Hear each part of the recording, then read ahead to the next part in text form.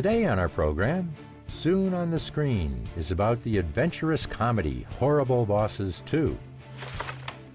Almaty hosted the concert of famous Russian singer, performer of chanson and urban romance, Lyubov Uspenskaya. And in the category On the Frontline, we tell you about the Literary Memorial House Museum of Mukhtar Auezov. The hero of today's column, The Master Has It, is a young and talented actor, Chingiz Kapin.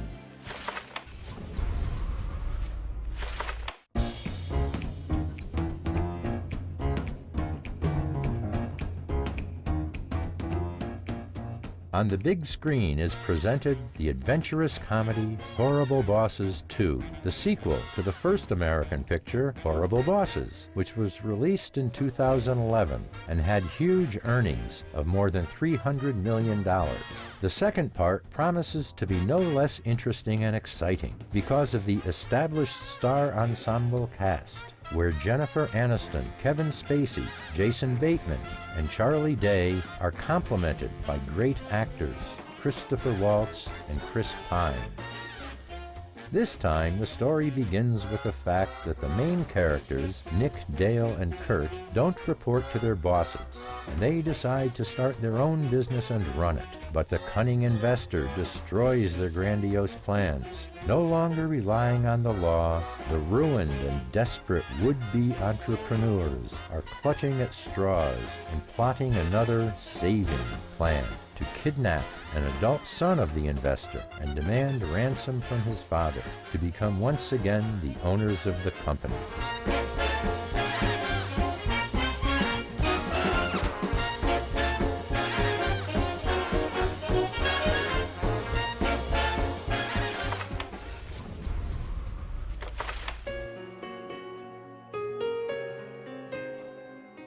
Almaty hosted a solo concert of the famous Russian singer Lyubov Uspenskaya. The chanson and urban romance singer again gave her bright, unique voice and gave her fans a wonderful evening.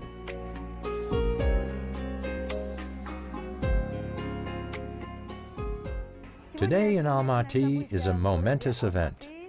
Very soon on our stage, the legendary and elegant woman, Lyubov Uspenskaya, will come.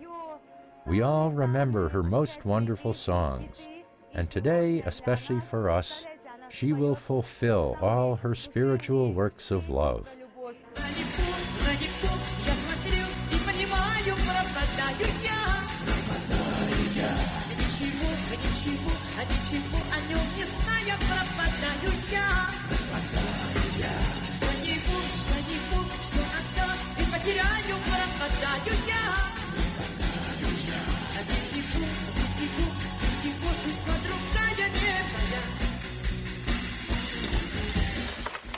Lyubov Uspenskaya became popular in the late 80s when she recorded her first album together with Mikhail Shutfutinsky. Then, in the early 90s, she sang Cabriolet, which later became a hit. At the moment, Lyubov Uspenskaya has recorded more than 10 albums and has become a recognized Russian pop star. Dear friends, thank you that you've come. From the first moment, I feel your deep and unique hospitality. Thank you very much.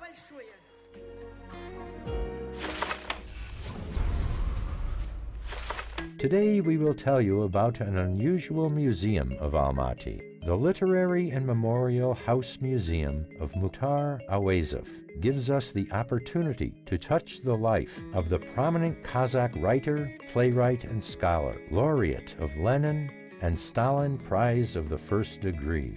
Mukhtar Auezov was born September 16, 1897 in Chingiz Parish, Semey County, but now Semipalatinsk region. The House Museum of Mukhtar Auezov was opened in 1963 after the death of Mukhtar Omarkanovich in 1961. His family, wife Valentina and daughter Lyla Mukhtarovna, decided to organize a house museum. Along with the personal archives and libraries of Auezov in the museum, there are more than 150,000 exhibits in the form of memorial items, works of art, and rare photographs. The museum, along with cultural and educational work, does much research to collect, study, and popularize Mukhtar Auezov. The pearl of the museum is the study room of the writer, in which all the elements of his life are preserved in original form. There are more than 6,000 titles of books and journals, the table at which he finished writing Abai's Way. He planned to write 6 volumes of his contemporary 60s, but managed to write only 1. It's all his belongings on the table, and more than 1,000 exhibits. There's a small living room where he hosted guests and artists, then the dining room. Everything there is equipped by himself. There are presented their belongings, 99% of which they used. In the 11 halls of the Museum House of Auezov, there are deployed exhibitions devoted to his life and career. Over the years, the museum has become one of the largest centers of Kazakhstan and world culture. Memorial values of the House of Auezov are a national treasure of Kazakhstan and serve as a symbol of the spiritual culture of the nation. They hosted the French writer Louis Aragon, party leaders, notably Leonid Brezhnev, the astronauts, and many other guests.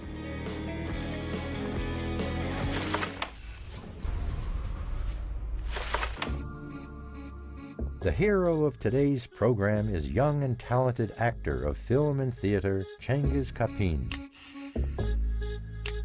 I realized that this profession is with you for life. That is, it's like a virus that you get.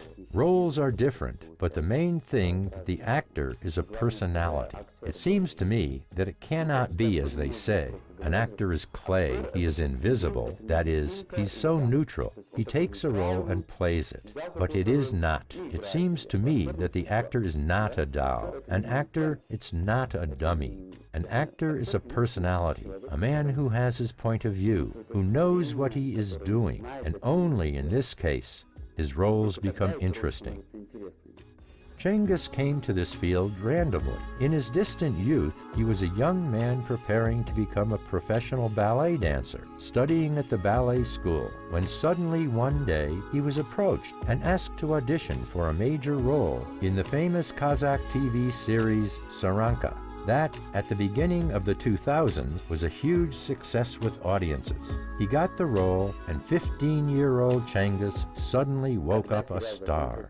When the series ended, I started asking myself, what do I want from life? Of course, I wanted to continue that magical existence on the site, so I chose VGIK, the All-Union State Institute of Cinematography, as the university where I must study. While studying at the VGIK under venerable Soviet artists such as Alexei Batalov, Vladimir Gramatikov, and many others, at the same time Chingiz took part in Russian projects and gained acting experience. He worked as a director in the Kazakh youth drama Asel, Friends and Girlfriends. Yet at the present time, Chingiz devotes more time to his theatrical career. For the 3rd year, Chingiz is a soloist of the independent contemporary theater Artichoke. Theater gives some power. Then there is an exchange of energy. It is a constant training of the actor. I believe that the actor who works in the theater is like a warmed clay.